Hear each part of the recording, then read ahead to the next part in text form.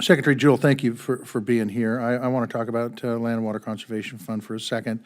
We've been over the numbers before. You know the impact it has on Montana's overall economy, $5.8 billion in consumer spending. This is a state of 1 million people. 70% of Montana businesses list public access as a major reason they do business in our state. In 1978, this fund was funded at $900 million. 1978, the year I graduated from college, a long time ago. And now we're finally back up to $900 million, $475 million discretionary, $425 million mandatory. I appreciate that. Back in 1978, it was supposed to be funded by offshore oil revenue, and when we had this debate on the Senate floor, people said there was lots of money in this account. Lots of money in this account. It's my understanding it flows into the general fund.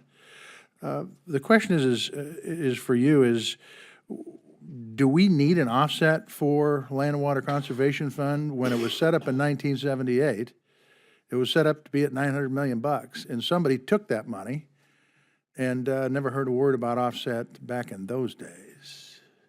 Well, there are people here with much more history on this body than I have. It was authorized at $900 million. It has fluctuated wildly, and less than half, I believe, has actually been appropriated, and the rest has been used for other purposes. What is it appropriated $900 million back then? Do you know? It was. Yes. In 1964. And it's been appropriated at that level a few times since then. And the reason I bring this up is because, in my opinion, at least, these places aren't going to be around forever. They might not be around in 10 or 20 years. When you're looking at proposals, what are you looking at when you utilize this fund money? There's a stateside program which is prioritized by states, and that is very, very important.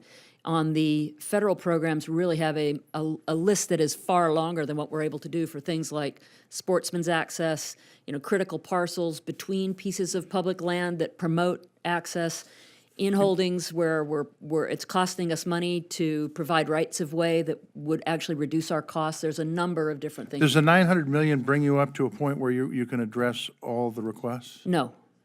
Half the requests? No. Would just enable us to make progress. There's a much longer list of requests than we're able to. Well, I appreciate you trying to get back that $900 million figure. It actually should have been indexed, so it would be more than that now, in my opinion, because these are special ecosystems that are not going to be around much longer.